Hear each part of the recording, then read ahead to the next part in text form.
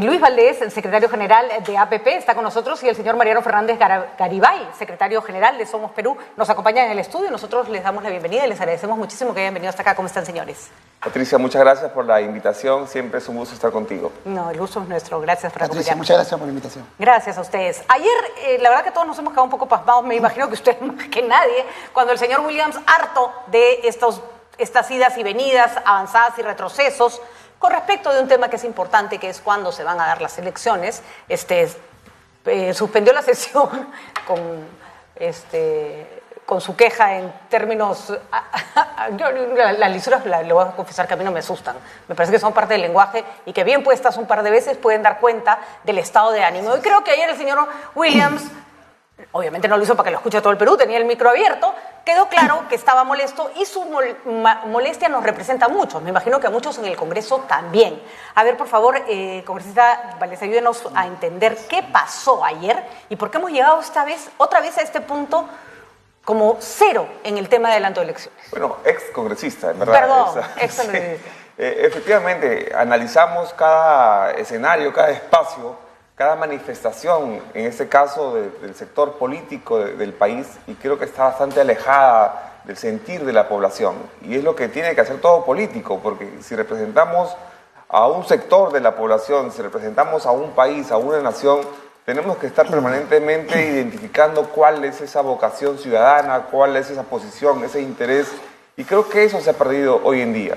Y efectivamente hay un gran sector del país que está pidiendo, exigiendo el adelanto de elecciones, y eso es lo que hoy los congresistas, el Parlamento y las instituciones en el país deberíamos ponernos a analizar, evaluar, sobre todo en el ámbito del adelanto de las elecciones, que es lo más próximo que tenemos que analizar. Los que no quieren adelantar las elecciones, no sé por qué creen que abril es mucho mejor que diciembre. Para mí, meses más, meses menos, no va a mejorar nuestro sistema de representación, no va a mejorar nuestros organismos electorales, no va a mejorar mucho. Lo único que tal vez se logre es cierta calma de la convulsión.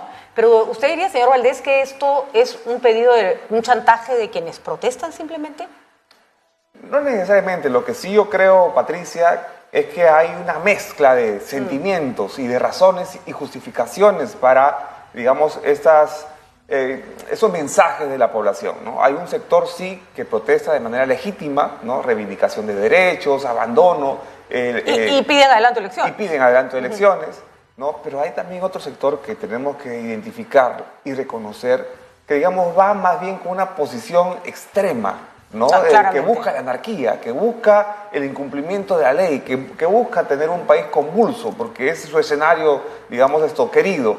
Entonces, hay que identificar más bien esos dos extremos que también nos hacen un flaco favor para fortalecer una democracia ya debilitada, digamos, de nuestro país, producto de esta crisis sin fin que hemos vivido en las últimas décadas. Años. Hay que decirlo, una crisis que viene de hace mucho tiempo y que además incluso han alimentado quienes hoy no quieren adelanto de elecciones, ¿no? Yo digo, ¿cómo le vendes a la población el hecho de que el adelanto de elecciones no es bueno cuando tú has estado pidiendo que se vaya el presidente, que se cierre el Congreso meses antes porque el presidente era alguien que no te gustaba, ¿no?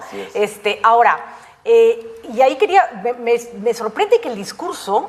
Estoy totalmente de acuerdo con usted, señor Valdés, en que hay un grupo violentista, pero pareciera que son los únicos que están en el Perú. Cuando la señora Boluarte dice Puno no es el Perú y se refería a justamente la gente que está violentando, me pregunta entonces qué tal si le habla a usted al resto del Perú y toma decisiones para el resto del Perú. Señor Fernández Garibay, ¿cuál es la postura de Somos Perú? Si es que hay un adelanto de elecciones para este año, ¿es algo que se debería respaldar? Bueno, nosotros como partido hemos emitido un comunicado hace unos días en el cual precisamente pedíamos primero que los entes responsables, el ente electoral, poder ejecutivo y poder legislativo se puedan juntar, se puedan sentar y puedan entender de que había la necesidad de realizar un adelanto de elecciones. ¿Se puede hacer? Sí se puede hacer. Ya los especialistas electorales lo acaban de indicar, mínimo 9 meses, ¿no? El Jurado Nacional de Elecciones acaba de convocar a un proceso de elecciones complementarias municipales para junio de este año, ¿no? En 6 meses. ¿Por qué no hacerlo también con elecciones generales? Incluso cuando el jurado y la OMPE dijeron que no era el ideal adelantar, no estábamos en esta situación. No había 50 muertos. O sea, lo dijeron al comiencito, como bueno, me están preguntando, pero ya después ya no es un tema de si se puede o no se puede, se tiene que hacer, ¿no? Se tiene y se puede, Patricia, se tiene y se puede, porque ya el jurado también ha dicho que se pueden adelantar las elecciones, lógicamente sacrificando las elecciones primarias, que no debería de ser, efectivamente, se debería de ejecutar con elecciones primarias. Lamentablemente, el momento en que estamos pasando nos obliga a adelantar elecciones. Y escuchar a las voces que hoy están pidiendo eso, ¿no? Si bien es cierto, muchos congresistas hoy están hablando de que debería de ser las elecciones en abril de 2024 o terminar el periodo, porque el pueblo los ha elegido, pero también el pueblo hoy le dice, oye, hasta acá nomás. Quien te puso ahí te quiere sacar de ahí, ¿no es cierto? Y eso es y repito, la violencia es de unos cuantos, el pedido de salida no es de unos cuantos, es mayoritario. ¿Están preparados, señor Valdés, los partidos políticos para afrontar una elección? Porque me da la impresión que mucho de lo que se mueve en el Congreso es, lo que pasa es que tu líder sí está listo para presentarse y el mío no. Y hay un juego de intereses particulares que siempre se da. El problema es que no se puede imponer. Por ejemplo, ¿APP estaría preparado para ir a unas elecciones adelantadas? Mira, es una pregunta bastante interesante, diría yo, en la coyuntura en que vivimos, ¿no? ¿Por qué? Porque hoy la población ha perdido la esperanza, la confianza en los partidos políticos y los líderes políticos en el país. Si todavía existen, ¿no? Yo creo que identifico muy pocos, por lo menos. Entonces, en esta coyuntura es bastante difícil asegurar que los partidos políticos tengan las garantías y la seguridad de enfrentar un proceso de esta naturaleza sin perderse en el camino, ¿no? Y habida cuenta que hay una resistencia a la política en el Perú y tampoco nada nos asegura, Patricia, y hay que ser honestos ahí, de que el próximo mandatario, el próximo representante de los peruanos vaya a tener ese alto consenso que requiere un país tan convulso como el nuestro. Entonces, ahí hay que hacer un trabajo, señor Valdés, muy fino, que lo hemos venido repitiendo acá. No te tiene que representar la persona por la que no votaste. Claramente no le elegiste porque no sentías que te representaba, pero te gobierna. Te gobierna. Y uno, te tiene que gobernar a ti también, o sea, no puede gobernar solo para los que votaron por él, y tú tienes que aceptar que es tu presidente. Hay desde las clases, desde los estándares, estamentos más altos de la política. Recordemos qué cosa fue lo que hizo el Congreso Fujimorista contra PPK, decir, tú no me vas a gobernar, no te voy a aceptar como gobernante. Y por supuesto pasó con buena parte de la población cuando no quisieron aceptar el triunfo del señor Castillo, ¿no? A eso me refiero, Patricia. En Alianza para el Progreso venimos trabajando ya hace muchos años con nuestras bases. Es un partido sólido, fuerte, que tiene liderazgos en todas las regiones del Perú, empezando por el presidente de nuestro partido. Nos creemos siempre estar preparados para cualquier contienda, pero sin embargo, Alianza para el Progreso no es el único partido que participa en estas elecciones, ¿no? Así es. Y ya hemos tenido una experiencia no muy buena en el último proceso electoral, donde un partido político como, voy a decirlo, Perú Libre, no estaba preparado, digamos, para gobernar, y las consecuencias hoy venimos pagando todos los peruanos. Entonces hagamos una evaluación, ¿no? Y sobre todo una autocrítica de los partidos políticos para trabajar de la mano, digamos, con todo el Estado en su conjunto, empezando por la población y trasladando también la responsabilidad en la ciudadanía, en los peruanos en sí, porque claro, en tanto los peruanos nos resistamos a participar en política, nos vamos a quedar con lo que tenemos, y eso no es muy bueno, y sobre todo porque es un deber de todo ciudadano en el Perú y en el mundo participar en el quehacer político de su país. De acuerdo, señor Garibay. ¿Y Somos Perú? En el caso de Somos Perú, Patricia, déjame decirte, nosotros tenemos actualmente 7 gobernadores regionales elegidos en este último proceso electoral, cerca de 198 alcaldías provinciales, entre provinciales y distritales, que hoy nos convierte en la primera fuerza política a nivel regional, a nivel nacional. Entonces, es un reto para los partidos políticos, incluso para Somos Perú, buscar el liderazgo que pueda representar la opción que quiere el país. Como le decía hace unos minutos el amigo de APP, los partidos políticos necesitan de tener una mejor oferta electoral, pero también necesitan de tener técnicos para que no nos pueda pasar lo que acaba de suceder, por ejemplo, a Perú Libre. Pero también se necesita fortalecer a la ciudadanía. O sea, la ciudadanía tiene que entender que la persona que es elegida en este proceso electoral va a tener que gobernarle 5 años. Si esa persona gana por un solo voto, es parte de la democracia, es nuestro gobernante. y no vivir la situación que hemos vivido hace unos minutos que nos ha conllevado a tener la situación actual. Y la bancada de Somos Perú lo tiene claro que se tiene que adelantar elecciones y que además tienen que tener una propuesta seria para las próximas elecciones. Hemos conversado con algunos congresistas de la bancada y han entendido de que ya la ciudadanía, la población, pide un adelanto de elecciones. Lo han entendido. Hemos hablado con la mayoría, ¿no? Y esa corriente está predominando dentro de la bancada, ¿no? A mí me preocupa muchísimo el nivel de autodestrucción que hay en la clase política. Vamos a decirlo con todas sus letras, el audio que salió que comprometió la presidencia de la señora Camones en el Congreso fue una vergüenza de haberlo difundido. Yo particularmente veía en mi experiencia ahí, sí, una conversación típica entre un político, un presidente de un partido y una congresista. No necesariamente todo lo que se dice se hace y es parte de la conversación política y finalmente es una conversación privada. Pero yo no defiendo la privacidad cuando hay un delito claro. Yo no encontraba delito. Ahí claramente lo que había era un interés de bajarse esa presidencia del Congreso y con eso se desprestigia la política y con eso además se permite que suba cualquiera a ser presidente del Congreso en cualquier circunstancia. Bien complicado, señor Valdés, porque uno dice, ustedes mismos se acuchillan y cierran las posibilidades a que la población los encuentre como lo que deberían ser, un aliado, su representante, quien les va a resolver la vida, ¿no?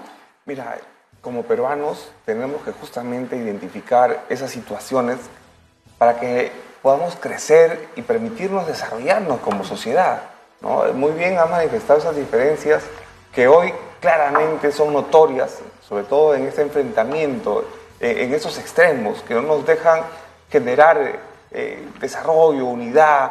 Los peruanos tenemos que sobreponer cualquier tipo de interés a los intereses patrios, ¿no?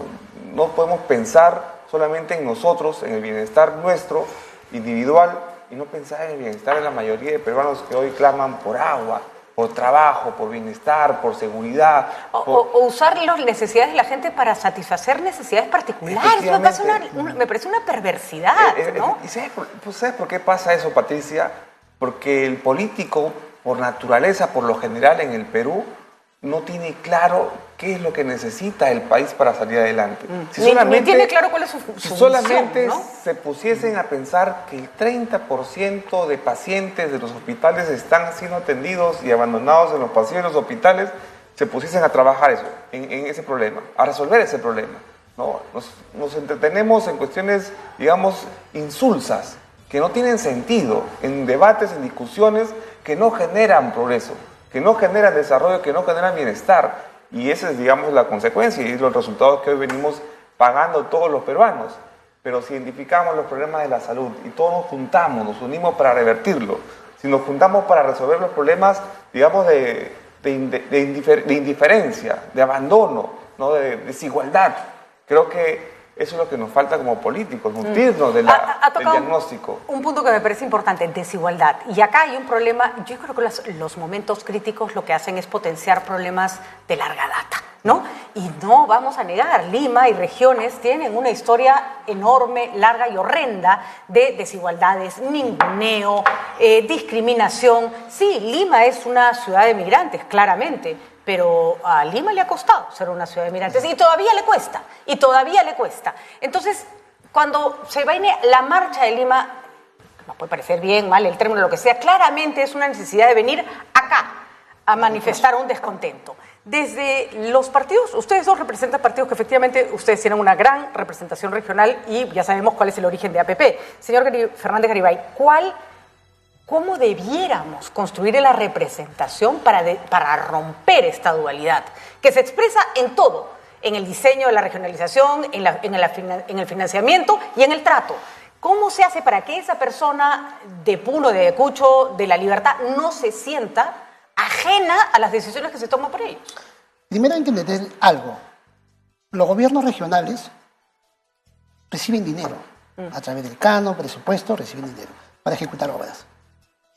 Parte del poco desarrollo de la región Puno, y hay que decirlo con todas sus letras, es justamente por las autoridades que tienen. ¿De acuerdo? La mayoría de gobiernos regionales o poblaciones que hoy están reclamando unas carreteras, están reclamando hospitales, están reclamando una mejor calidad de vida, reciben presupuesto. San Marcos, por ejemplo, en un distrito de Ancash, de la provincia de Huari, recibe cerca de 240 millones. Más presupuesto que un distrito de Miraflores, un distrito de San Isidro. Pero anda, mira a San Marcos. ¿Cómo está? No tiene pista, no tiene servicios básicos, y sin embargo ellos reclaman que la minería se vaya de Ancash.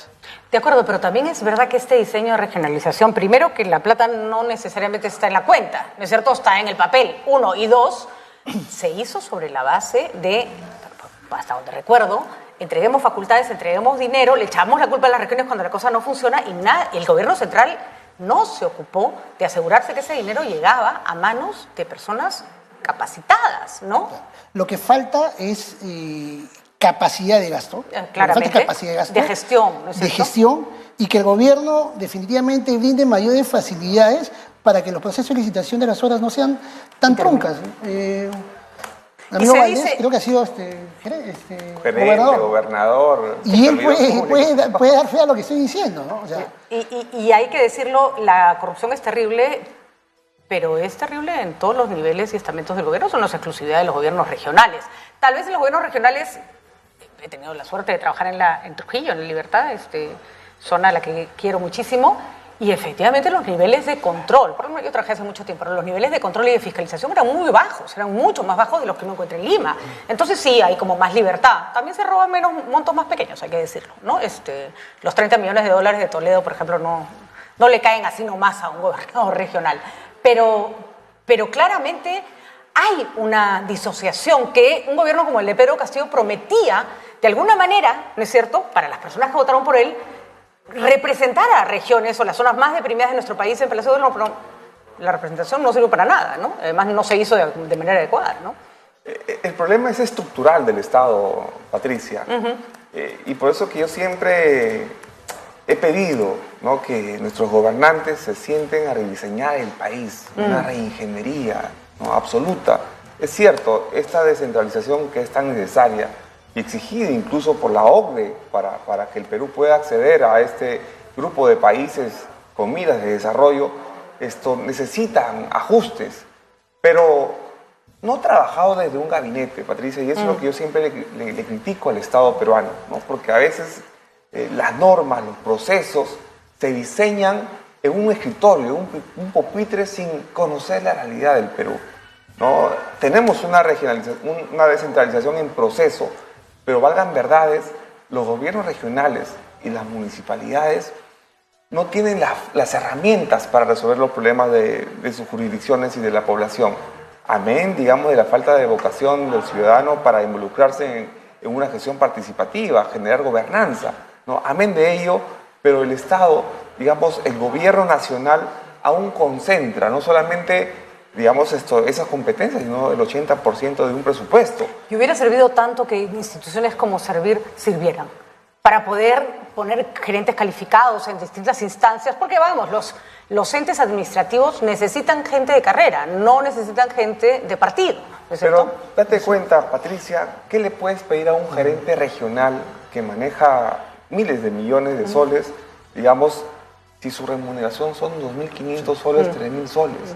No estoy justificando la corrupción por una remuneración baja, sino en qué se concentra, en qué se distrae ese funcionario servidor público que gana 2.000, 3.000 soles mensuales cuando tiene que alimentar a toda una familia, o sostener a una familia. Y que además normalmente salen del puesto llenos de juicios, ¿no? Y de imputaciones de corrupción. Por eso yo creo que el Estado necesita una reingeniería, ser conscientes a quién le damos el encargo, ¿no?, de darle bienestar a la población. Tiene que ser personas que estén motivadas, capacitadas, cualificadas. Esa es una reforma, y con esto termino, señor Fernández Garnier, eso es una reforma de más largo plazo, de más corto plazo. ¿Cómo hacemos para que en las ofertas que hacen los partidos a la población en términos de candidatos, no a gobiernos regionales y municipales, donde ustedes claramente han tenido un acierto en la elección de candidatos, porque han conseguido muchas plazas, sino para que los que van a ir al Congreso, los que van en la plancha presidencial, reflejen esa necesidad que tienen las regiones de verse representadas y no sentir que siempre son los mismos los que postulan? Mira, nosotros como partido lo que hacemos es un mayor filtro a nuestros candidatos. Y así que permíteme decir algo, Patricia. Por ejemplo, si nosotros queremos mandar candidatos de la región a Purímac, por los plazos que nos da el jurado, nosotros los evaluamos. Pero no podemos tener los filtros, por ejemplo, en el caso de corrupción. El Jurado Nacional de Elecciones nos da una plataforma para poder verificar si tiene algún tipo de condena, algún tipo de denuncia, si tiene algún tipo de deuda. Sin embargo, eso no funciona. Y por los cortos plazos nosotros no podemos filtrarlos con mayor rapidez. Yo creo que pasa por allí primero, ¿no? Y lógicamente tiene que haber líderes que sean de la región, que conozcan la necesidad. Ese problema se resolvería si no eligiéramos gente que no conocemos, sino gente formada dentro del partido, porque entonces ahí no necesitas que nadie te cuente si es corrupto o no, es gente de carrera. Yo recuerdo pues en los 80, disculpen la vejez, los que salían elegidos eran, sí, tal vez romper argollas también está bien, pero era gente formada. ¿No es cierto que tú veías que había pasado de ser regidor a ser alcalde, a ser congresista y hacían una carrera política dentro del partido? Eso también se ha perdido, ¿no? Lo que pasa, Patricia, si bien es cierto, en los 80, ahora tenemos mayor población. Ahora hay mucha gente que quiere entrar en política. Nosotros creemos que puede ser una solución cuando se inician los procesos electorales, que existe una ventanilla única donde los partidos políticos puedan tener libertad de información del Poder Judicial, del Ministerio Público, de las comisarías, para que puedan acceder a poder filtrar a una persona. De esta manera, si en caso un partido político envía, no sé, una persona que tiene una denuncia policial por presuntos actos de corrupción o actos de tocamiento indebido, ya es responsabilidad del partido. Porque van a verdad, tú entras a ver si tienes sentencias, solamente encuentras si tienes sentencias, pero no encuentras si tienes denuncias, no hay libertad para eso. Ahora, la prensa suele encontrar cosas que no encontraron los partidos. Esa sería una pregunta que hay que hacerse, ¿no? Porque normalmente lo filtran las competencias. Eso es lo que sucede. O sea, los partidos normalmente se enteran de lo que tienen algunos de esos candidatos que ocultan. Bueno, y además es verdad que existen, y es un proceso por el cual uno expone a los candidatos, hace un proceso de tacha a la población, incluso puede en las primarias señalar no porque le pegó a su hija, y no necesariamente la ciudadanía participa, pero es todo un proceso de aprendizaje. Bueno, señores, en caso se planteara un adelanto de elecciones para este año, ¿sus partidos votarían en esa línea en el Congreso de la República? En el caso de Somos Perú, la tendencia es que sí. La tendencia es que sí. Siempre hay la posibilidad de que alguien vote de otra manera, pero el partido pide eso. Por los pocos congresistas que hemos hablado, la tendencia es que sí. Esperemos que sea voto en bloque, ¿no? Claro, Alianza para el Progreso como partido ha decidido apoyar un adelanto de elecciones, eso no cabe la mínima duda, ¿no? Ahora, incluso el señor Acuña ha dicho que las adelanten más, ¿no es cierto? Exactamente, ¿no? Entonces estamos en esa línea. Muy bien, señores. Ojalá que, no sé, cierta sensatez se apodere de nuestros políticos. Gracias por haber estado con nosotros y les deseo lo mejor a ustedes y a su participación política. En la política hay que impulsarla, no chancarla, porque no podemos estar pidiendo mejores sistemas de representación si siempre estamos denigrando a las personas que han decidido dedicarse a la política, que particularmente cuando el señor Roel dice que la gente tiene que participar. ¿Cómo le explico? Qué difícil animarse a una cosa por esa. No por falta de voluntad, sino por todo lo que implica de trabajo y de, sobre todo, soportar en momentos como coyunturas tan duras.